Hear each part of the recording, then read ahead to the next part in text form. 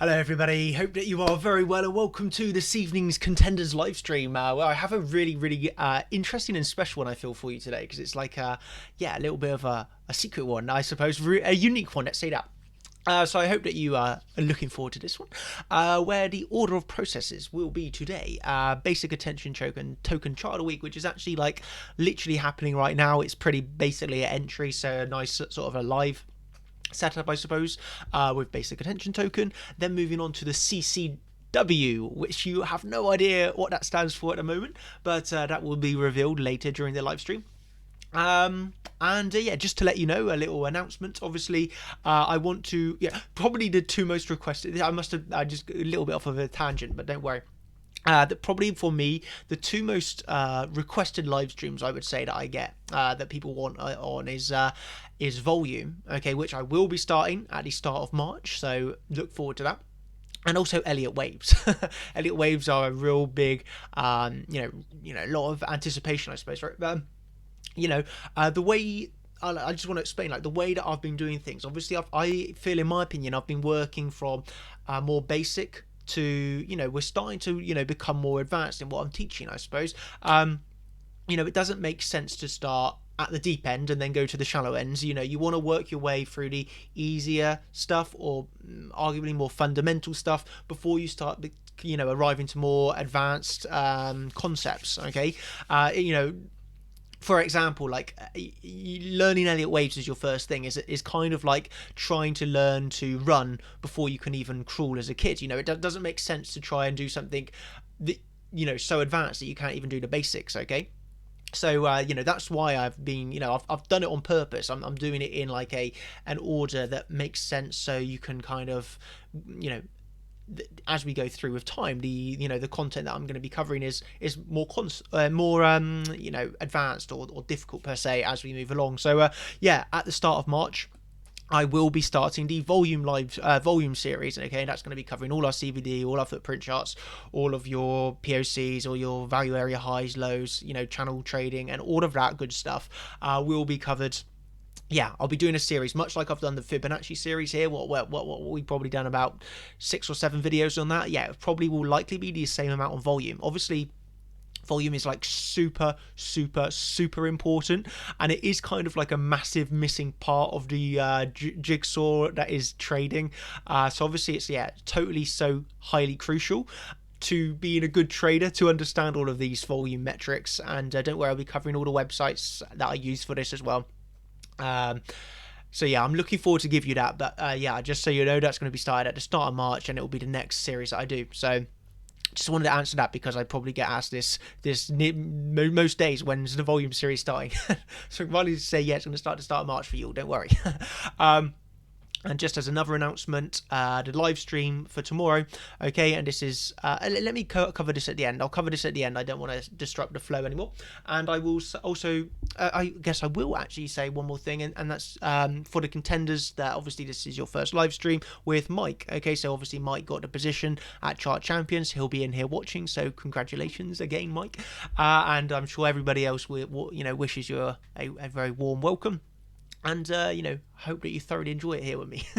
And so Mike is obviously, just so you are all aware, I will load up Mike's profile a second so you can actually recognize, because we might have a few Mikes. Okay, so this is obviously Mike, old name Ashbet. So obviously he is around if you have questions, etc., trading related questions. He's now a member of the team, so he'll be in the live stream tonight. So welcome, Mike. And then what we hope to do with this is make the flow of the live streams better. So he'll try his best to answer questions as they come in, and then if he doesn't know a question or he doesn't know the answer to a question, then he will just write to me at the end of the live stream all the questions that he doesn't know how to answer, for example, and then I will answer them for you. So it should make the flow of the live streams better, because in the past I've sort of been going, it's a little bit, it's hard to stay on flow while you're taking questions, coming back. So this should hopefully help to improve things. So congratulations, Mike. And with that said, let's start today. So basic attention token. You can see we're basically at it right now. So what I was looking for this, I suppose let me load up the disclaimer. I always need to start with this one now, so please just pause the screen, make sure you read through and understand all this fully before we begin. So chart of the week, basic attention token. This was a really nice one in my opinion. Obviously, I've been trading basic attention token a long time now. You know, I really like basic attention token where it is. Obviously, recently I had participated in the last rise, and you know, from that last rise, which was really nice. We obviously have pulled back again from it. So from that pullback that we got again, I'm looking, or you know, I've been filled on it now, if I'm honest. But once we broke back above the monthly, I was looking just very simply for a pullback onto the monthly to basically buy it. So not really a difficult setup at all. Okay, so wanting to wait for the monthly backtest, you know, mid-term trade, if I'm honest. Stop loss set and validation. You know, this was a bit of a more difficult one for me of where is the invalidation, because I'll show you the chart in a second because it's a little bit more difficult, if I'm honest. But targeting the weekly level, okay, this was the look of it this morning. Basically, yeah, come over and saw that I got filled, and yeah, price did move slightly up, but obviously Binance is obviously Binance was offline. It's actually back on now, so yeah, they had some sort of problem, I suppose. And yeah, but obviously Binance is back online now. So let's take a look at the chart. So this is a nice one, I feel, because it's live. So yeah, basically, let's just review that, because obviously, you know, whenever you look at a chart, you obviously need to come to the beginning, come to the start, take a look at where it is, what's the context of the chart. You know, I'm harping on a lot about context at the moment, and that's because, you know, you can't just think every trade's going to be the same. So you have to, you know, recognize that not every trade is the same. Everyone is going to have its unique setups, its own characteristics, its own context. So when we look at that in the grand scheme of things, let's just remove this a second. And let's just remove that. So I can remove this as well. Let's just get rid of that to clear it up. So what we can see in the grand scheme of things here, okay, is this for me important monthly level. Okay, so this is monthly. If we just zoom in here, which was our, you know, pretty nice indeed last few monthly closes, which we have been unable to get above now for 1, 2, 3, 4 months with no closes above. So we're coming up to what, 10-ish days left of this month. C, obviously it's early days, you know, 10 days is a lot of time. We could close back below it again, but you know, we're trading in anticipation. 10 days, 5 hours left of this month.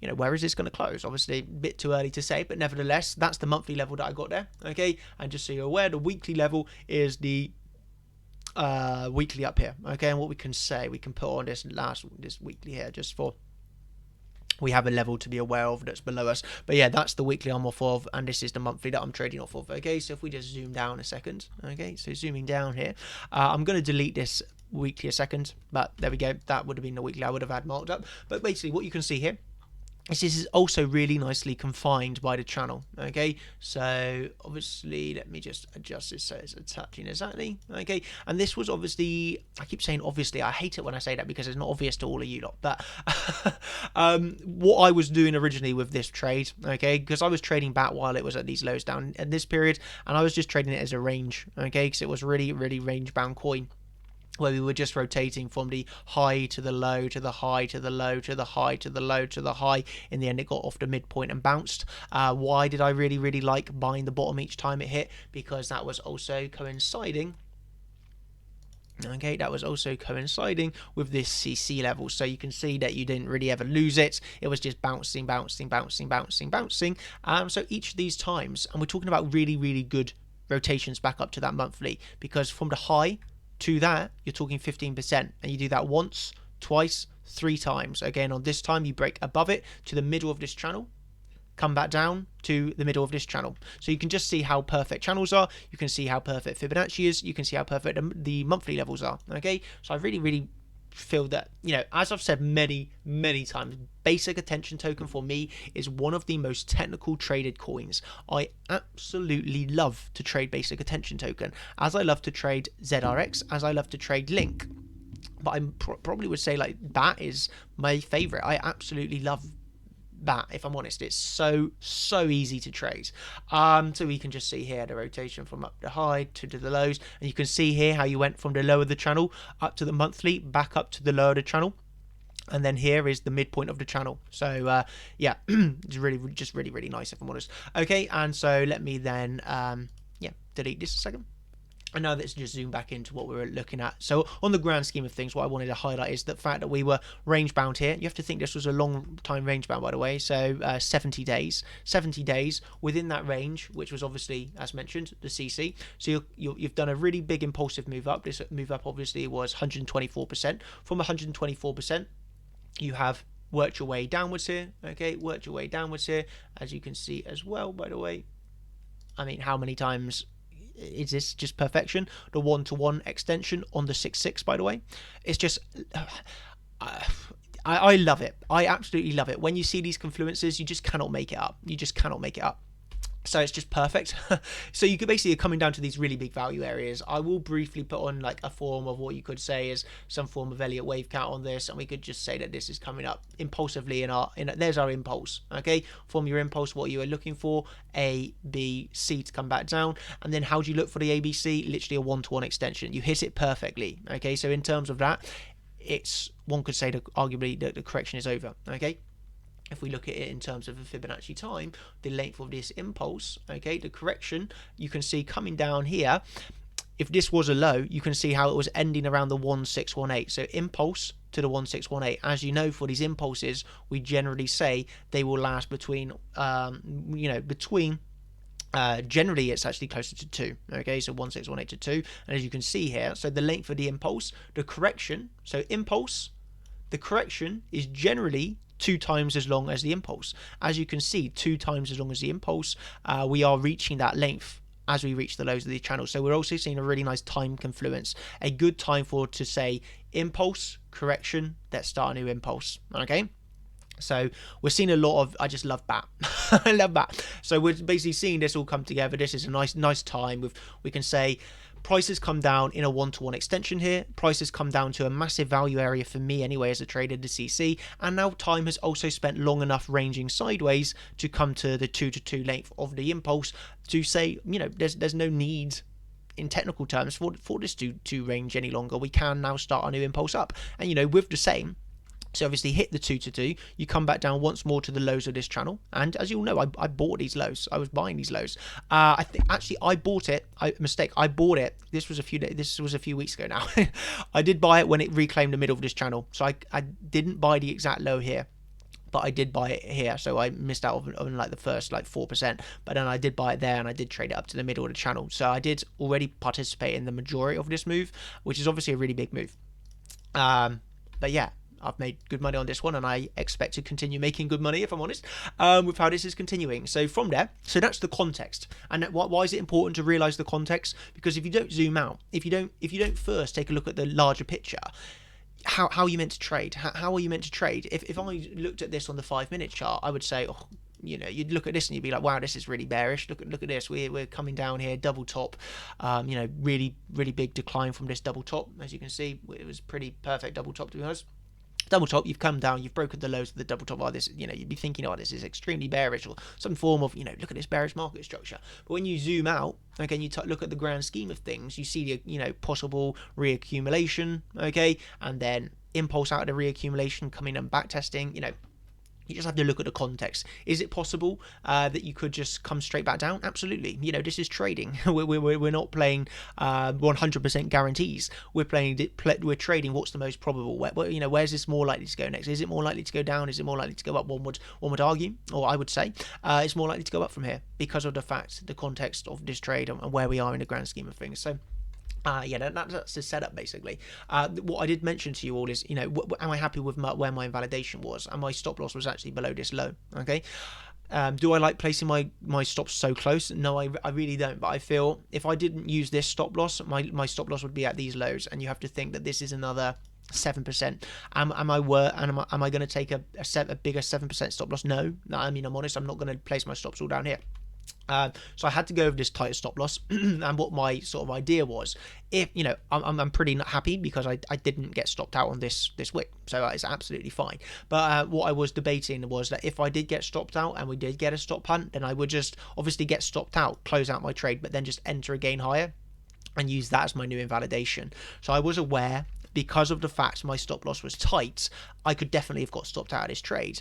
But it was kind of a sacrifice worth taking, because if I gave myself a wider stop loss, which I would have wanted to do, I'm talking about another 7% on my stop loss, and that I'm not, I'm just not going to have such a wide stop loss, so yeah, that is basic attention token. You can see the fact that it has, I have been filled on this, and yes, I suppose what I could say is for a bit of confidence, okay, what I would like to see is we could envision this to make a new range here, for example.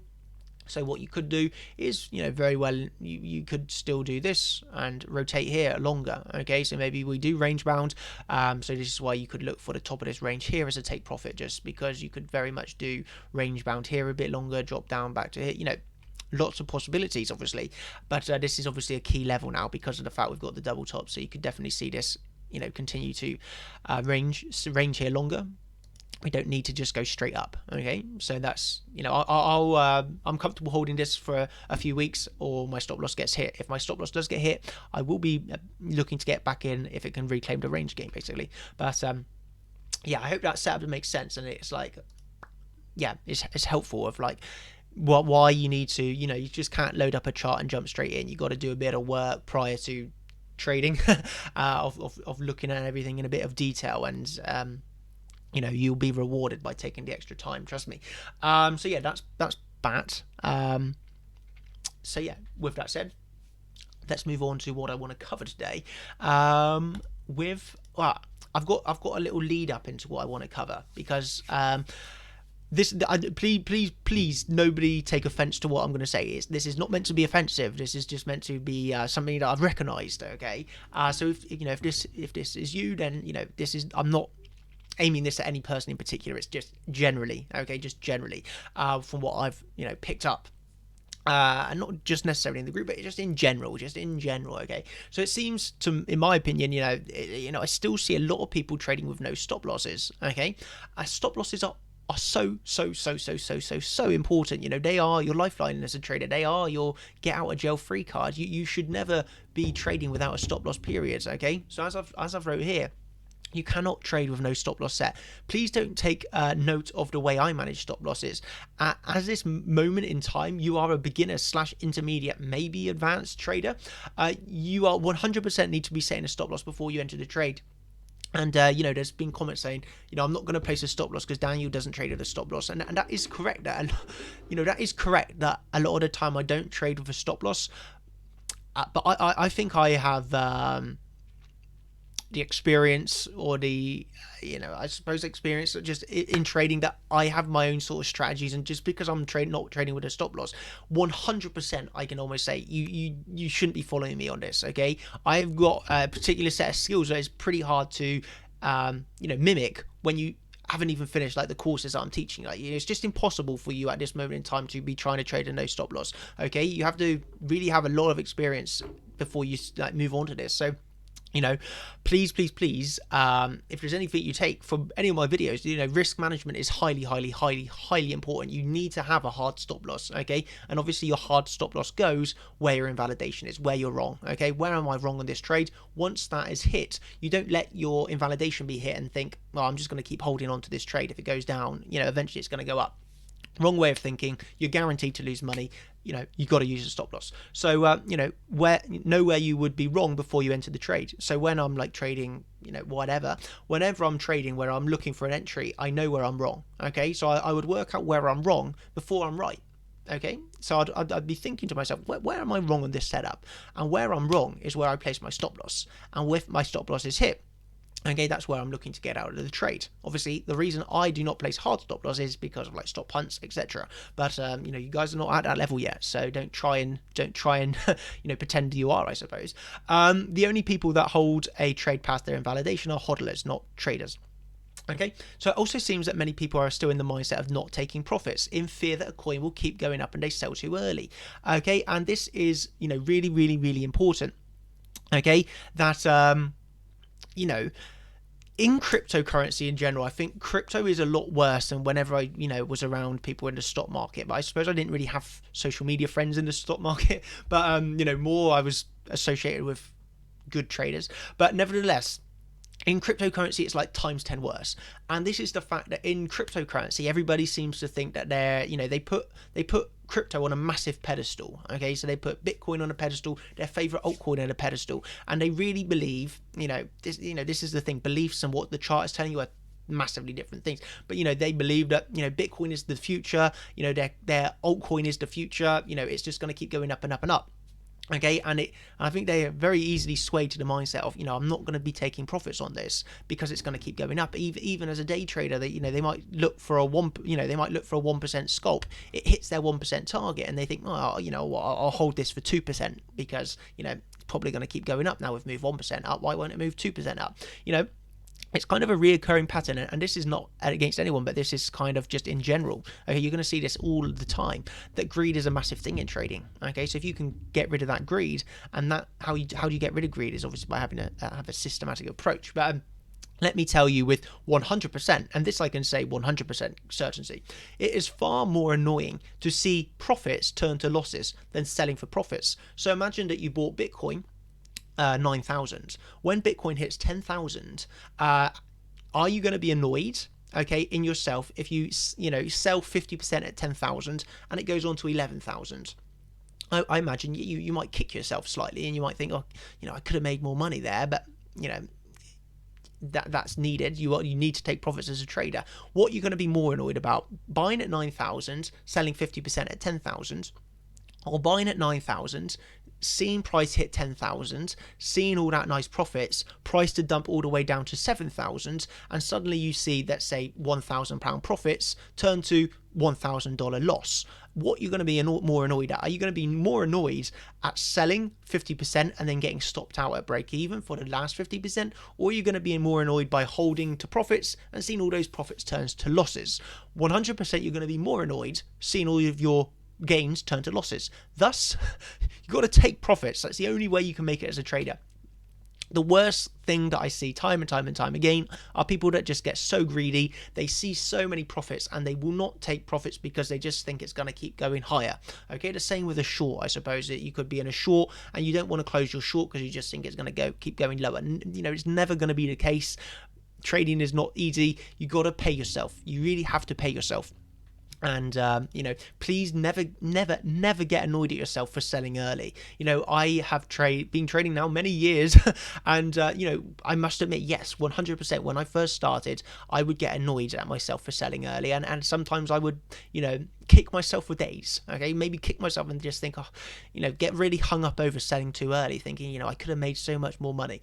But I can place my hand on my heart and say with 100% honesty, I am never annoyed anymore if I sell early. Never, ever annoyed. I'm just, in fact, happy I've made a good trade. Happy I've made money. I'm not ever going to be annoyed at myself for selling early. So, that's just one thing that I would hopefully try and pass across to you, that you need to also get in that mindset. Do not beat yourself up for selling something early. Be happy that you've sold for profits. That's what you want. If you are consistently selling early, well, guess what? It means you're consistently making money. Whereas the average trader is going to be consistently maybe seeing money turn to losses, because they don't take profits. There are going to be people that participated in, Bitcoin, bought Bitcoin, 10,000, it rose to 14,000, and then it dropped down to 6,000. So they saw really nice profits, and then they see all the losses again. Okay, and you just got to get out of that. So I hope that with the strategy, basically this was a warm up to say that I hope that with the strategy that I present to you tonight, it can aid you in the taking profits and stop loss placement that too many traders struggle with. So what I'm going to be presenting you tonight is basically a strategy that will determine your stop loss for you. It will determine your take profits for you, so you are basically able to trade more like a robot. I mean, do I really recommend this? I would in many ways I would say no, if I'm honest, but it should be nevertheless a really big step forward for 90% of people. Okay, it's really going to help you in terms of having really strict rules, and then from this you don't need to do 100% what I'm doing here. You can kind of adapt, and that's what I want you guys to do. I want you to, guys and girls, I want you to adapt your own strategies. You don't need to 100% copy everything I do, but you need to take the information that I teach you and mold it into something that you can call your own, I suppose. But yeah, I'm going to give you a really nice framework today. So yeah, I really hope that this helps you in that regards. Okay, so CCW, in trading, emotions are the downfall of many traders. If you can make a strategy which can totally remove emotions and make it totally mechanical, you may find it easier to trade. With the CCW, I have given you a system that fits that criterion. Okay, so you are going to find that there is no emotions. You just have to, if you're following this, just take every trade, just take every one that it comes. There's no thinking, I'll take this one, I won't take this one. Oh, it looks like it's going lower, it looks like it's going higher. But rather it's a more of a mechanical system that removes emotions from your trades. Okay, this is myself personally, so this is why I'm finding it quite exciting. That the strategy that I'm going to be giving you today is something that I'm working really, really hard on. Well, I suppose I'm working really hard. I'm not a coder, so it's not really myself, but I'm giving the ideas. But what I'm trying to do at the moment is create a bot that will do exactly this strategy that I'm going to be showing you today. But all I would really, really massively highlight that it needs to have, for me anyway, and this is why I don't really recommend it on its own, because it's not good enough. But what I'm looking for is to develop this strategy with something with enough intelligence, I suppose, the bot with enough intelligence to recognize two levels of confluence. So that when we come to this like golden CC zone, the trigger to buy or sell an order is only met when there's two levels of confluence. Okay, preferably three, and it has to be three strong levels of confluence. And I'm trying to like ladder it so it knows what's weak, what's medium, and what's like strong confluences. And like in the way that I like label up my charts, what's something weak. Let's say, for example, a falling wedge, because as we know, falling wedges in general are not great on crypto. So a falling wedge might be a criteria. Okay, it might be a confluence that you're in a falling wedge and we're looking for a buy, but a falling wedge is going to be right down at the low list of confluences because it's a really low strength pattern. So I'm trying to get something that recognizes what's strong, what's anyway. But it is not recommended to solely use it. You need to find another technical influence within this zone. I do think though this setup could be used on the majority of your trades and gives you a really good system for you to start. Okay, and just the last note is that it can be used on any time frame. So I think that I've covered everything that I wanted to cover there. I just want to really stress before I kind of give it that I really wouldn't, I myself would never use this alone. So I would never ever use this alone. That said, experiment. Okay, so let's move on. So this is what I'm looking at. Apologies for the name. I kind of wanted to give it like a really cool sounding name, and the reason why I've called it Chart Champions Wizardry is because the amount of times you're gonna see it come down to these levels and bounce up to these levels we're looking for, and it kind of makes people think, this guy's got a crystal ball, this guy's a wizard. Please don't take it so seriously that I'm trying to like say I am, but I just thought this was a pretty cool name, So yeah, I've called it CCW and I've called it Chart Champions Wizardry, because of the fact many times we are going to see these levels be hit really perfectly, basically, and it is kind of like you're a wizard in trading. Again, I wouldn't use them alone. Please don't think I'm ever just going to randomly buy these levels alone, but nevertheless, let's go. So CCW, what we're looking at here is I've got so many examples, and then I'm going to load up the chart. Okay, missed out the O here. That's unfortunate. I need to add in the O.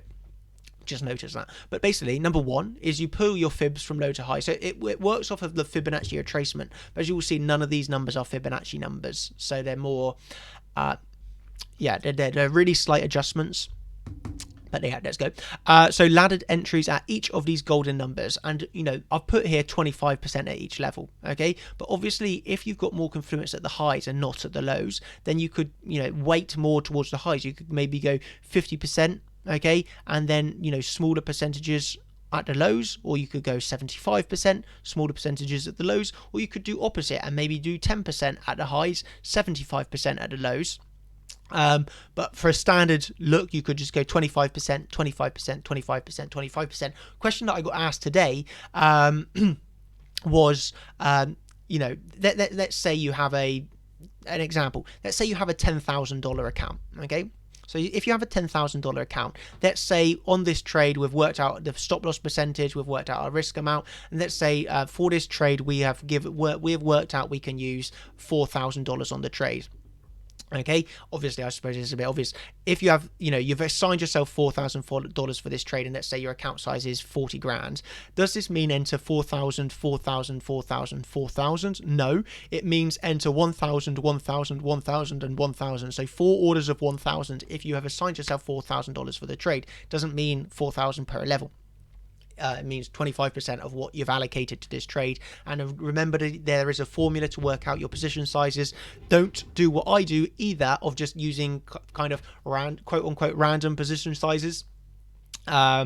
You gotta work out officially how you're using your position sizes, and I have done a stream on that. That's the first, I think it was either the first or second ever live stream of the contenders I've done, of working out your position sizes. So please don't ever find yourself just using all your accounts or just using random position sizes. You've got to use the correct formula to work out your position sizes. Okay, and whatever that gives you, you divide it by 25%, and then you put in each of those entries at each of those numbers. So number 2, once you've got filled, your stop loss is going to be, well, I would use like a few dollars below this red line. Okay, so this red line, I would place it a few dollars below the low. Okay, a few dollars below this red line, and that's going to be your invalidation of the setup. And the take profits, ladder take profits at each of these levels. When you hit take profit 2, it's time to move stop loss up to break even in profits. Obviously, with my bot, I'm trying to do this all automatically, so I'm not having to do anything manually. But basically, what I'm saying here is this is take profit 1 at the 0.28. Take profit 2 is obviously the 2.234. So when you hit take profit 1, this is something for you to decide. If you hit take profit 1, are you then moving your stop loss up to break even? I mean, myself, I prefer to wait for the highs to be taken, move to take profit 2. Okay, but you can kind of decide this yourself. So I've put it how I would do it. So hit take profit 1, I would not be adjusting my stop loss. As I hit take profit 2, I would move my stop loss either up to break even, or if I come up to take profit 2 with better market structure than what was shown here on Bitcoin. So if we had moved up a bit more slowly, horizontally, a range and breaking up, as I hit take profit 2, I'm going to move my stop loss into profits below the last consolidation area. Okay, as long as I've got 2 higher lows there. But yeah, I myself wouldn't move it up to break even at take profit 1, but you could do. Okay, you could do, as you hit this, you could say, right, I'm going to move up to break even, so you have no risk on the table. Okay, so it's fairly simple in that regards. Okay, and I've got some quite a few examples here, and hopefully each of them provide a different situation, and that way hopefully by giving situations I'll be able to cover a lot of the questions that might come. Okay, so here is an example. Obviously, well, this was one example from low to high. You see, you could have got filled on all of your entries. You could have hit take profit 1, take profit 2, and take profit 3. You wouldn't have hit take profit 4, and you could have had a take profit 5. Okay, and this is something that's 100% going to require context. Okay, where's the big resistances? Where is it like, how high is it likely to come? I'm going to go over some live examples as well, but that's just something to you got to think of. Okay, so here you can see from high to low, you would have got filled on the 616 and the 66, and then you come down, hit take profit 1, hit take profit 2, hit take profit 3, don't hit take profit 4. Okay, here is another example, and I love this example, by the way. So from low to high, okay, so this was taken on this low to this high, you would have hit entry 1, entry 2, entry 3, entry 4. You can see how price is really contained within here. Hits all 4 entries, gets a bounce, hits, it's bouncing around in this area. Then you come down, and if you see here really closely, this is why this stop loss placement is good, because of the fact it is not based off of the low. Okay, it's going to be slightly below the low. So you can see here, this is where you pull the fib from, and if you see here, oh man, this was yes, I'm trying to zoom in. There we go. This is really hard. I maybe shouldn't have tried to do this. Okay, I'm not going to try and do this. It's pretty hard to stay on the exact one that I'm trying to zoom in here. But basically, if you zoom in really well, okay, I don't know how to actually do this in PowerPoint. Sorry, I'm not a PowerPoint expert. But what I was trying to zoom in on it is that from this low to this high, we ranged here a long time. You come to the lows, and it takes out this low, but it does not hit the 722. No, sorry, the 727.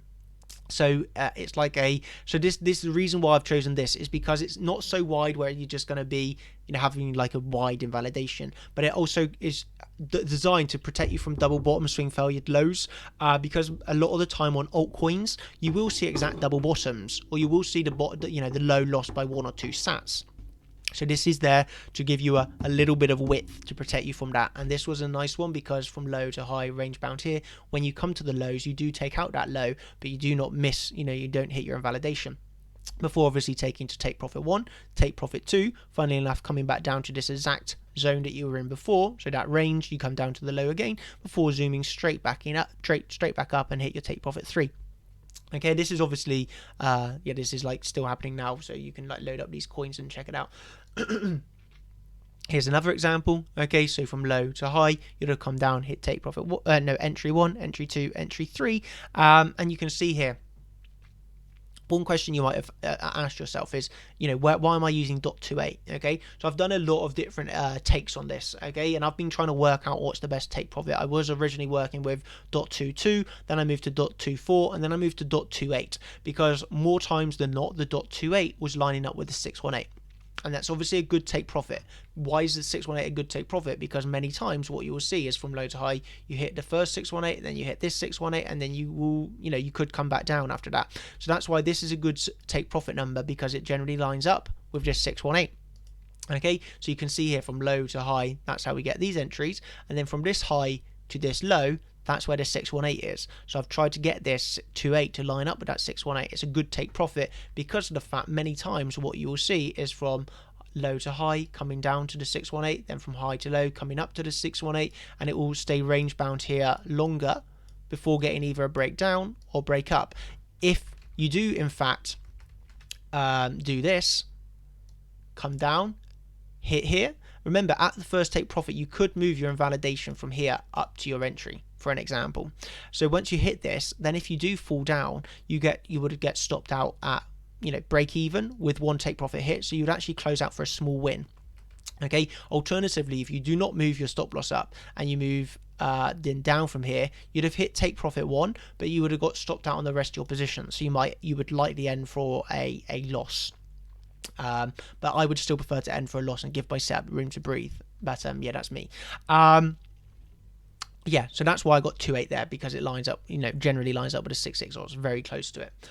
So this is another example, and again, this is like a live example on GTO here, low to high. You can see here, you bounce firstly off at a 6.6, and then you get your bounce, and then you come back down. You would have filled 3 or 4 orders, and now you're live in the moment. Stop loss set, take profit set. You're waiting, I suppose. I know this is why I chose this one. I was thinking, why did I take this example? This example was taken because of the fact you hit your take profit, you hit your first entry and then you hit take profit 1. I'm just going to need to take a drink really quickly.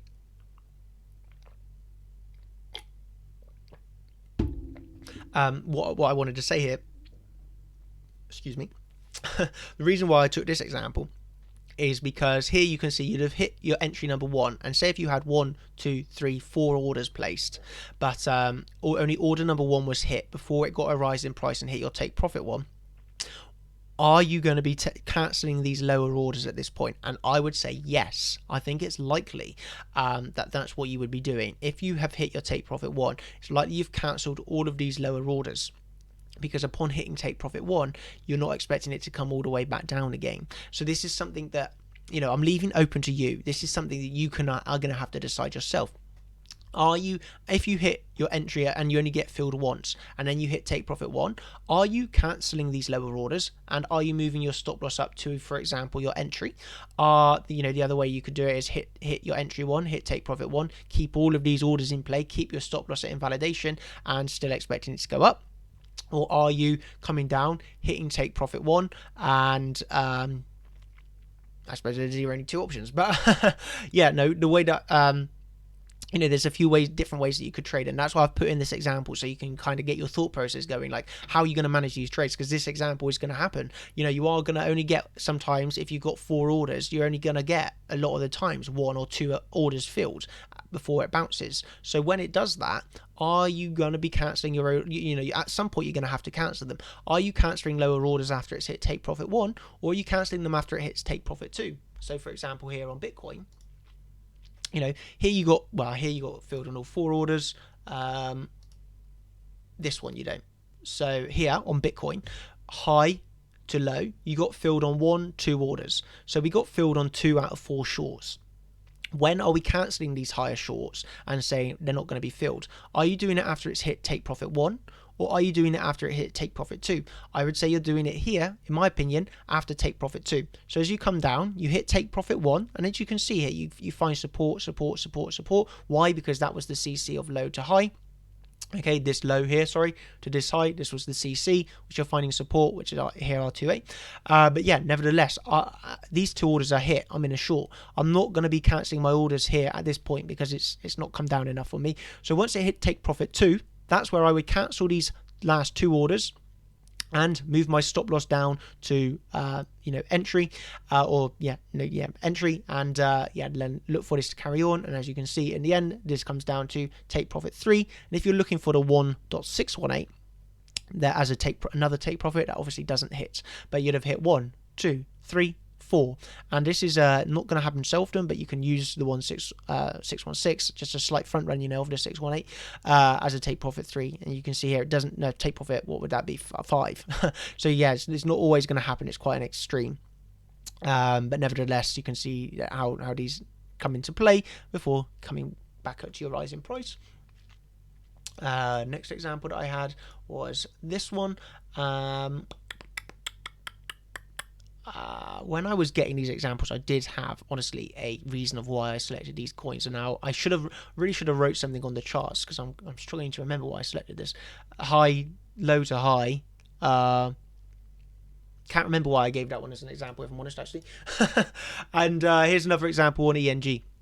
Again, this was an example from this low to this high, and you can see here the reason I've given this an example is this, could fall down. So for example, you've gone from low to high, you've seen it hit entry one, and got a really nice bounce, but that bounce has not hit your take profit. So now this is something else for you to decide, that you've hit entry 1, it's got a bounce, and it's not hit your take profit 1 before coming back down again. At this point, are you thinking, is this a sign of weakness, that you've come up? For example, on this chart, you've come up to this support resistance area. You've done it in a fashion of something that you could class as a shoulder, a head, and a possible shoulder. You're seeing some form of bearish signs. Are you now treating this as also you have this also another head and shoulder, so shoulder, head, another possible shoulder here with this as the neckline. You're seeing a lot of weakness on the chart. Okay, so I would say, we haven't even got the volume showing, so let's bear that in mind. But you've seen a possible weakness on the chart in terms of the candlesticks. Are you, you've bought here, you wanted to sell here, but it doesn't hit your take profit? After seeing that, though, in the reaction, are you still going to be keeping these lower orders, or are you going to be thinking, right, that's it, I'm going to close this trade for we could say, yeah, it's going to be actually a slight win, but let's just say, are we better off closing this trade for a loss, or are we better off waiting for it to come all the way down here? I think it's fairly obvious, isn't it? You're better off closing out the trade now. Okay, you're better off closing for a small loss than holding till invalidation. Okay, because you could say that this is looking weak. Okay, it's identifying that weakness that can get you out of trades early, and if you can get out of a trade early, then and you're correct. It's not always easy to identify weakness, but if you can get out early, then you should have an advantage, because your losses are not going to be as big. So now let's load up the chart a second. Let's go over to the chart and let's do an example here. So I suppose we could load up Bitcoin. Okay, so what was this high? Okay, so we dropped down. Okay, pretty nice indeed, actually. So let's come out a second. I just wanted to see what's going on there. So basically on Bitcoin, we are really, really struggling to get back into this channel, which, by the way, is the point of control of this old range. So yeah, let's do another example here on Bitcoin. So from this low, then this low to this high, we can put on the CCW, and we can say here we would have got filled on 1 order, 2 order, 3 orders, not filled on the 4th, but 3 orders filled. We would have hit our take profit 1 of this trade. You can see take profit 2 is going to be around 10,893. Oh, let me just explain, by the way, how I got these numbers. So obviously I think it's fairly obvious, but 616 is a front run of the 618. 796 is slightly below the 786, and then from 616 and 796, the 50% of 616 to 796 is 706.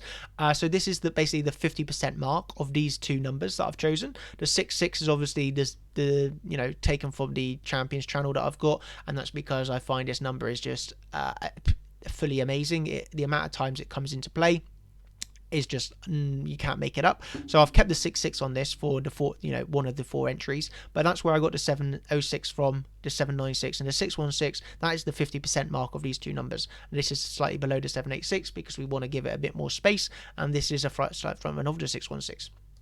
And should we see if this does line up here? Okay, you can see here, look at that. Okay, so you can see here how the 28 lined up with the 618. Okay, and this is what I've tried to make it do, because of the fact that many times you can come up to this 618 level and find resistance. That's why I use this as a take profit, because of the fact many times you will do this to at least this before breaking through. Obviously here on Bitcoin we got through it, but nevertheless you're not going to be upset taking profits there. So yeah, that's a nice example of those levels showing up together. But yeah, obviously on this trade you'd still be long at the moment. What you could do, because obviously this invalidation is here, is now say, right, I'll move my invalidation up to here, for example. I mean, that's totally up to you, but that's something you could do. And yeah, the other numbers that I've got in there, so let me click on it. So you can see the 0.172 is the invalidation. That's going to give you space on a swing failure pattern. The 66, 618, 796, 706. The take profits 0.28, 0.234, 0.616, and then the negative 0.099 and the negative 1.616. Okay. So there's 5 take profits there in total, but this one is not going to be hit too often, if I'm honest. So this is you could divide it by 4 entries, 4 exits. Okay, so 25% at each level on the entries, 25% on each level at the exits, or you could split it into 20% each and do 5 if you want to do like that. And that, I would say, is dependent on the strength of the coin or asset you're trading.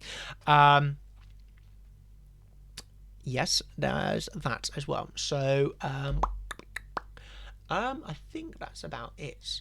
I think that is about it, if I'm honest. Let me go through and see if there were any questions. Because I can't think. I guess there's a few things that I would note. Okay, there's a few things that I would note about this. So when we are going from low to high, and we can see that this is the invalidation, all you got to realize is a lot of the times the invalidation is going to be really big, and this is why a mechanical system is not really too great, and this is why I wouldn't use this alone. Because, for example, I would recognize this chart and say, the invalidation from our first entry is 6% away, whereas I think you could have had an invalidation below this point of control, and then your invalidation is literally only like less than 3.5% away. So you're almost halving your stop loss by having a bit more knowledge. So this is where the stop losses on these are going to be really arbitrary. I would never ever recommend really doing an arbitrary stop loss like this of just below the low, but because of the fact for a mechanical system you have to have an arbitrary stop loss, unless you can design an AI that's cleverer enough to adapt, which I'm sure is possible, by the way. But yeah, that's all I'm saying. But in this system, I have to give you something which is just a bit more arbitrary in the fact that this is just a kind of a random stop loss. It's just below the lows, so your invalidations are wide. Okay, but nevertheless, if it hits there, it's invalidated. You're long. Okay, so that's the idea of it. And yeah, these take profits are obviously laddered in terms of the negative fibs from lows to highs. Again, you can use this on any time frame. So for example, let's say we were looking to scalp ENG. Let's come down to the 1 minute chart. Okay, and let's just say that we were looking to short this, for example, for the 1 minute after we come up and rejected. We would have taken our fibs from high to the lows. Okay, so this is this high to this low. You can see we would have come up and hit entry 1, entry 2, and entry 3, and then price made its way down. Okay, price made its way down off of this, and you would have hit take profit 1 here, take profit 2 here, and that's it at the moment in time. Oh no, sorry, you'd have hit take profit 1, take profit 2, and take profit 3. So you're going to hit 3 your take profits, and now there's a time for you to decide, are you going to come down any lower? I loved, well, I actually which I loved it because of the fact it front run me. But you can see here for that ENG how it respects these fib levels. Low to high 618, low to high 618.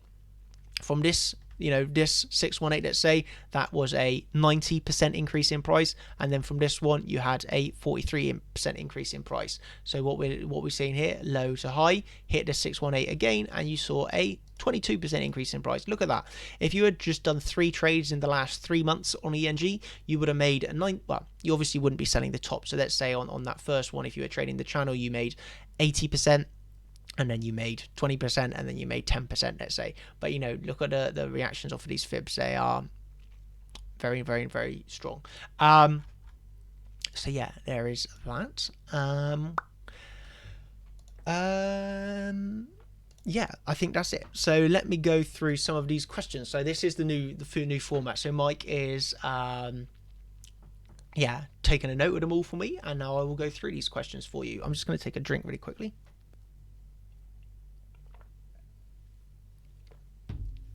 So thank you, Mike. Bat, do you have bids placed on the lower of the channel? No, I don't have any bids. So I got filled. I'm filled fully on this one. The monthly. If it come down to the low of the channel, that would be below that monthly and 382 level. So that for me would be a new trade. So yeah, you could have alerts there. I'm not expecting it to come down that low. Obviously, it could. It 100% can. But yeah, that for me would be another trade. So I'd take a loss on this trade, and I'm never going to be mad about taking a loss, or ashamed to say I take losses. But I would happily, well, I guess I wouldn't happily take it because I don't like taking losses. But yeah, I would take a loss on that if it was to come down to the low of the channel again, but I would just enter again. So that's another thing. But when I take a loss, it doesn't put me off taking another trade. I'm just going to take another trade without thinking about it, sort of thing.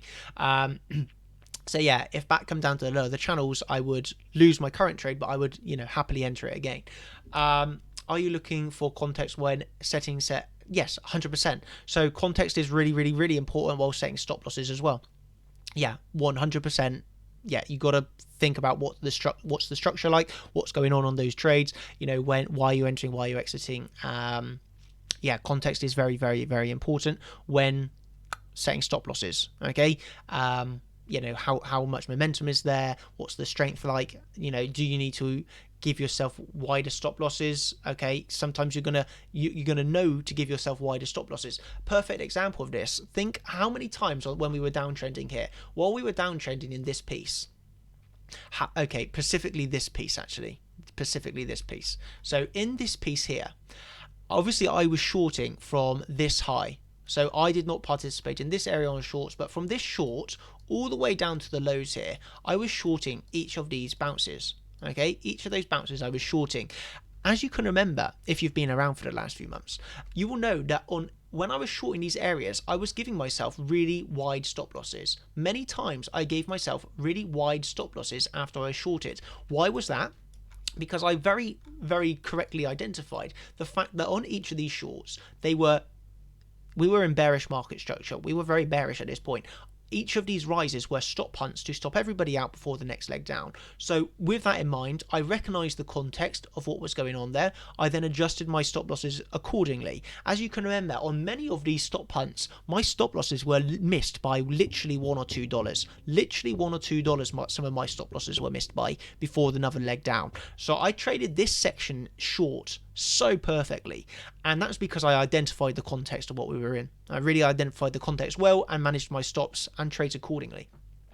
So yeah, 100% I would say, yeah, they definitely require context. Can you explain how to better identify a distribution phase versus a shallow consolidation phase that has a potential for a move up?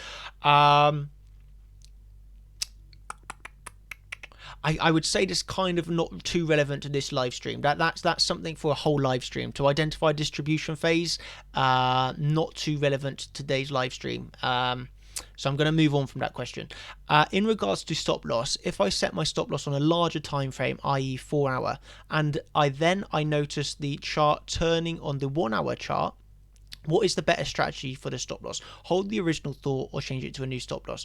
So if you're a swing trader, let's say you've set your stop loss on the larger 4 hour time frame and you've zoomed into the 1 hour chart and it's starting to look bad, would you change your stop loss?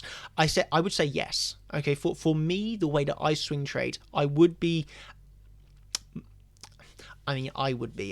but should you be? I don't know. I suppose yes. Like, I wouldn't go below the 1 hour. So let's say you're a 4 hour time frame trader.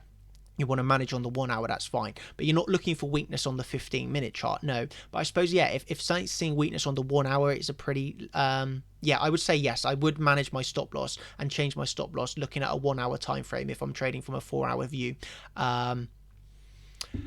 So yeah, what is the better strategy? Hold original thought. I would change and adapt my either adapt my stop loss or close out the trade if something's looking dodgy on the 1 hour and I'm trading off the 4 hour. Yes, I would use this time frame to manage my trade. Would you program the bot to also look for fib pivots automatically, or will you specify? No, I want it to do everything for me. Yes, I want it to identify everything myself. It's not an easy process, by the way, but I'm working on it. But yeah, I don't want to do anything manually.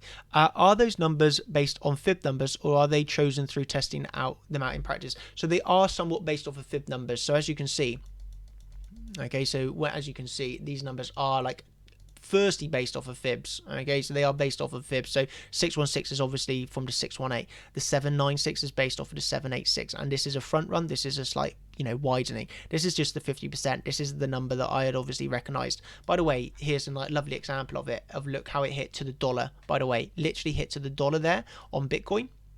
That was the 616 for a 4% in rise, and then you hit the 66 for a 2.5% in rise. So those two numbers come in all the time. Like the 66 is perfect, and then obviously on this one you went from high to low. You hit the 618, but then the 66 literally to the dollar held you for all of that down. So if you shorted the 66 there, you went from 66 to 66, you would have done 8% gain. Literally that high to low, 66, from low to high, 66, 8%. And then obviously on that 66, you could have done the same again, I suppose, high to low, hit the 66, and you would have done 8% gain, and then traded this for a 7% gain, more or less, 6% gain. So yeah, that's pretty nice. Are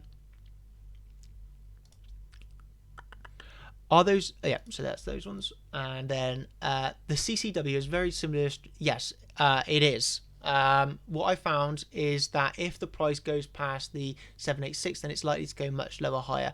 I somewhat agree, but many times though, you've also seen the 786 hold as support and resistance. I suppose where are some examples of this?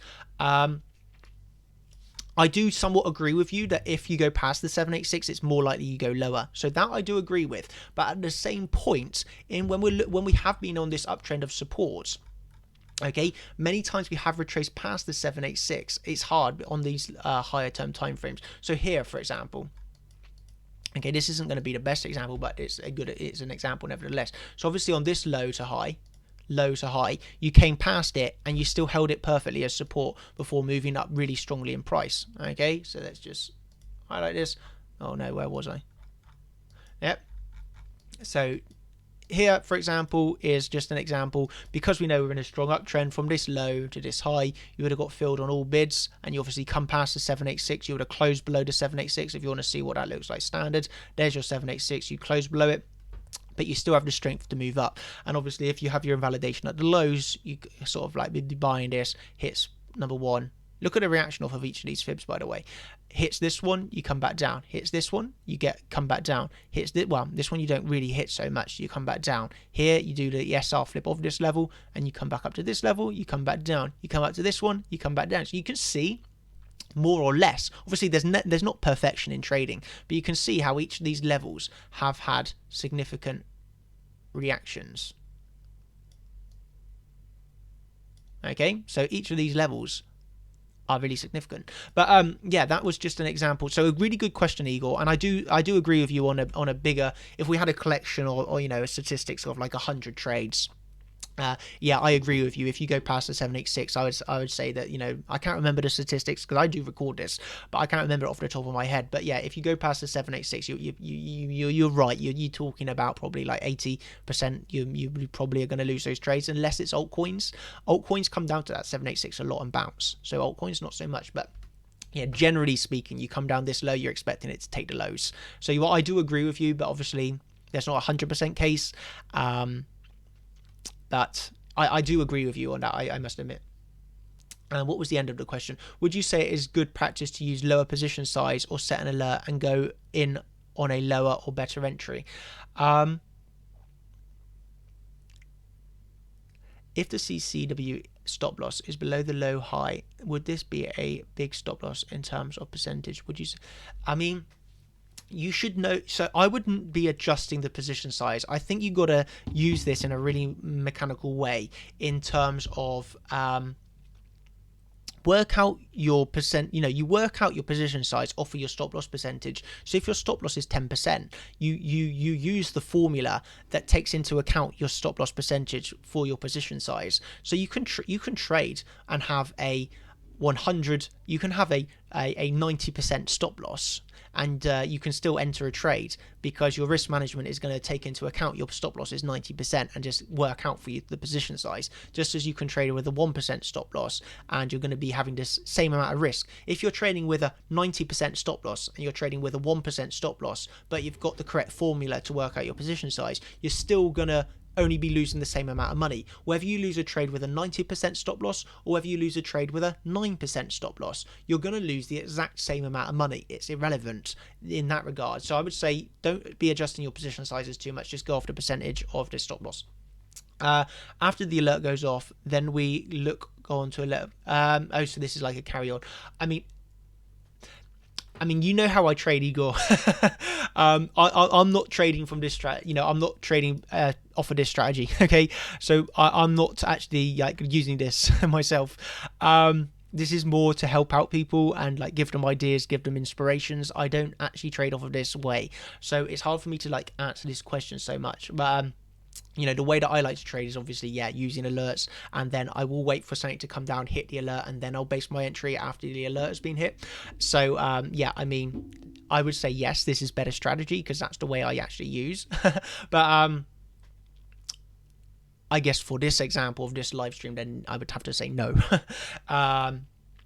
Additional notes on the take profit levels. If you whole orders were filled, how do you intend to split your profits on each level, or do you take 100? Okay, so let's say you got filled on a 10 grand position, and then you had we had 5 take profit levels. Okay, we would set 2 grand at take profit 1, 2 grand at take profit 2, 2 grand at take profit 3, 2 grand at take profit 4, 2 grand at take profit 5. I'll log into BitMEX a second. I want to do this. I'll log into. So I've been trading on the challenge account quite a bit recently. I've actually been really enjoying it. I'll log into it and I'll show you, by the way, a trade that I'm in. I'm just going to like show you. I'm just going to log in really quickly and do this. So 199, and I'll show you hand on heart sort of where my stop loss was for this short that I'm in, by the way. I'm honestly not going to change it before I go into here, and I'm going to log in. I've pressed login. Oh no, invalid credentials, sorry. What's going on here? 1 second.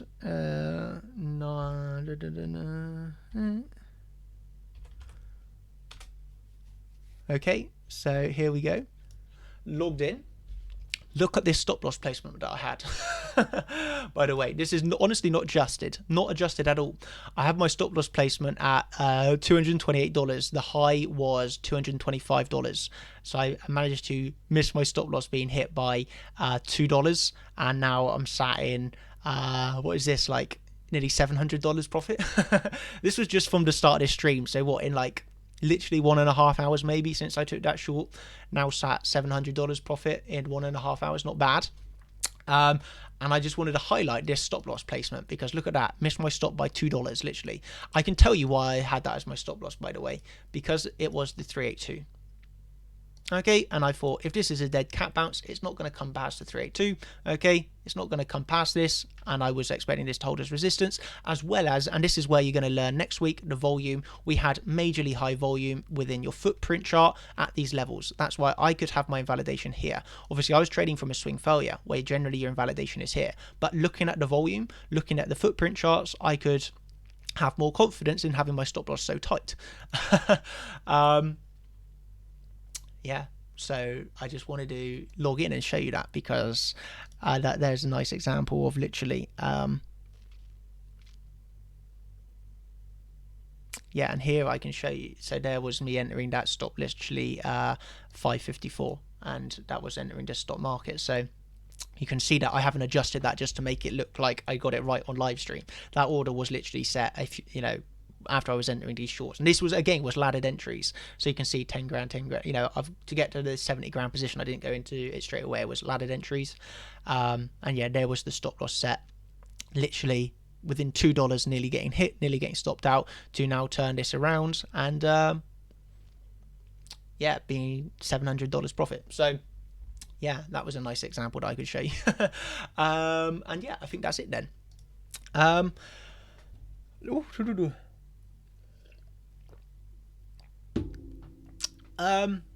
Cool. So I suppose what I want to end with is a few notes on my behalf.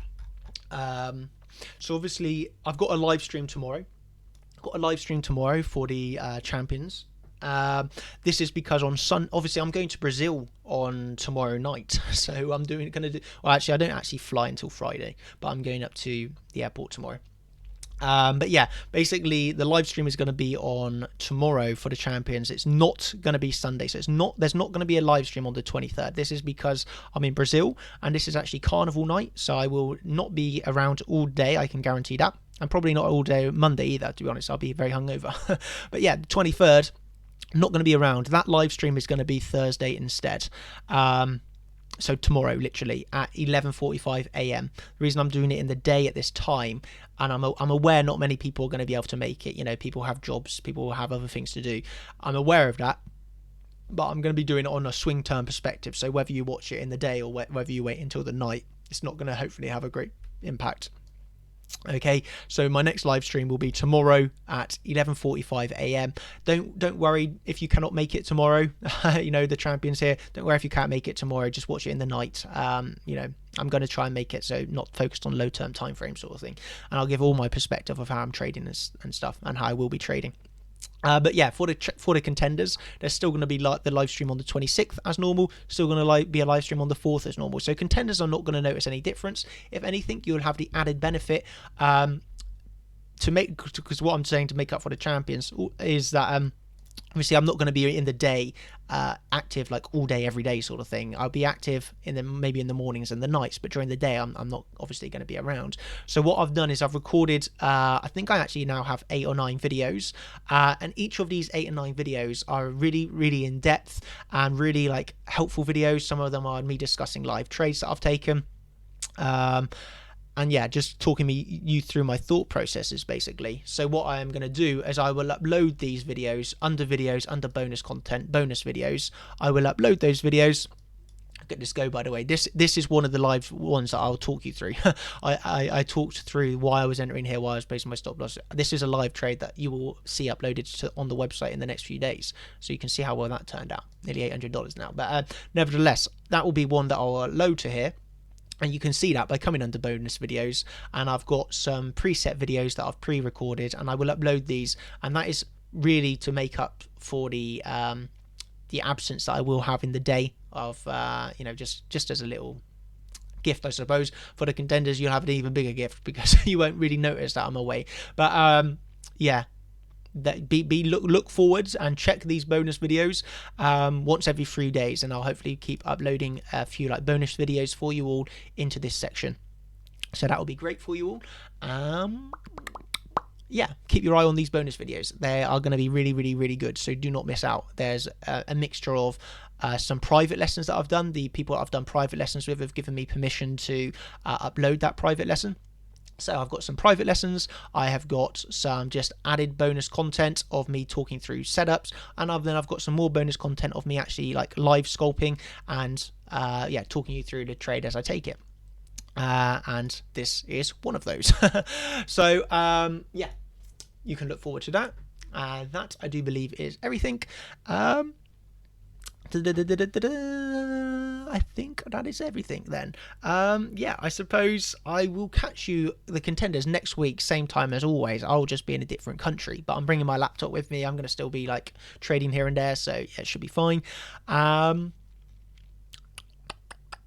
Yeah, I think that's it. I will catch you next week, and yeah, thank you everybody so much. Let me just make sure I see actually some extra questions. Let me just see if any of these are needed.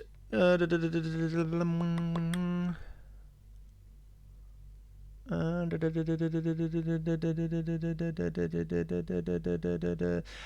can do take profit. You can do ladder take profits with 3 commas. You can 100% do that.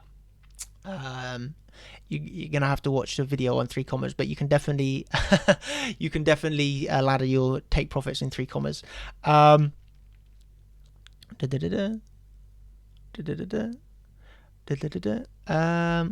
Bitcoin, I do remain bullish on. So the other when scalping, what are the most common confluences? I suppose I love to trade off of so a lot of my scalps are to do with volume, which I'll obviously be covering then in the next few weeks. But I love to look at like delta divergences. I love to look at, you know, where's trap people. I love to trade ranges. So I'd say that my biggest confluences are like fibs, moving averages, volume, a bit of Elliott wave work. Yeah, I'd say those are my biggest confluences.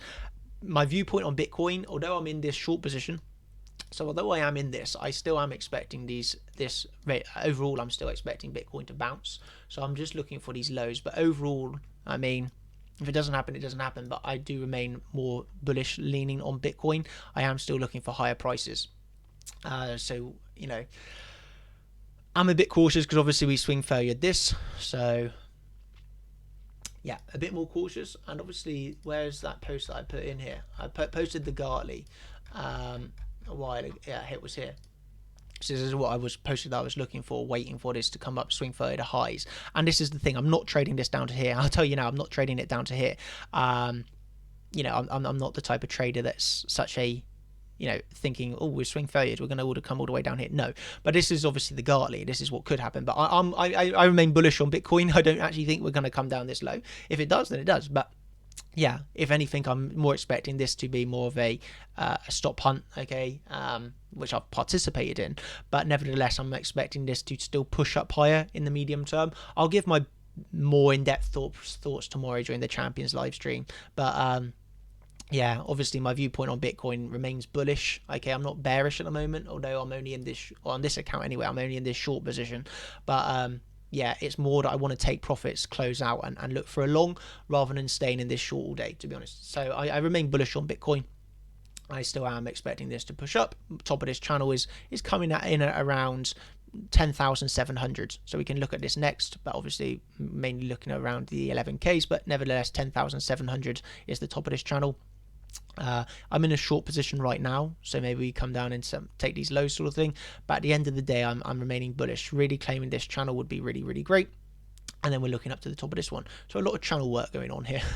But yeah, I'm not going to go any more in depth on that. I'll save it for tomorrow's live stream, because literally it is tomorrow. So normally I'd go in a bit more in depth, but otherwise I'm not going to have too much to talk about tomorrow. So yeah, I'll save that for there. And I'll also cover my favorite altcoins. So yeah, there we go. I hope that you've found this one helpful.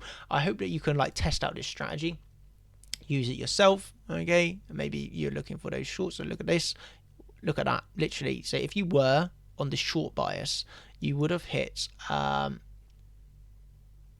that's pretty crazy. You would have hit number 1, number 2, number 3, number 4 entries, and you would obviously not have hit take profit 1, but I mean, I'm not trading it like that, but that was just interesting, actually. I mean, yeah, nevertheless, yeah, you know my thought process. I mean, although I'm in this short, I am looking to close it and take a long shortly. So I'm not actually bearish. I'm just short-term trading this more so. So yeah, that's everything that I wanted to cover. Thank you everybody so much indeed, and I will catch you in the next live stream. Thank you once again. Test out this strategy, use it a lot. Okay, test it out. Okay, I think really it's going to be helpful for people that don't place hard stops and don't place hard take profits. This is going to get you into the routine of regularly taking profits, regularly actually having a stop loss. That's going to be extremely helpful for you. And then even if you do that already, nevertheless, this is a strategy you can test out and hopefully use. I wouldn't say that I fully don't use it, but obviously I adapt this strategy. I'm not just buying here, selling here. I place more off of other details. I'm not just going to buy here, sell here. But nevertheless, I'm sure this strategy is going to help a lot of people, and I'd like to see you using it because I do believe it's good. Otherwise, I wouldn't have made this live stream. If I thought it was useless, I wouldn't have done it. So yeah, I do see that there's a massive help in this. I'm trying to even design a bot around it, but it's just the fact highlighting that I wouldn't use it alone.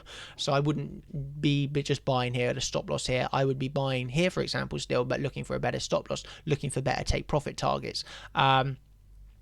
But yeah, nevertheless, that's just highlight. I wouldn't trade it alone. But nevertheless, that's it. I don't want to make it sound rubbish because it's a good strategy. So hope that you have enjoyed this live stream. I really honestly hope that it's been helpful, and hopefully I can see people using these charts in their own charts when they start posting in the short term.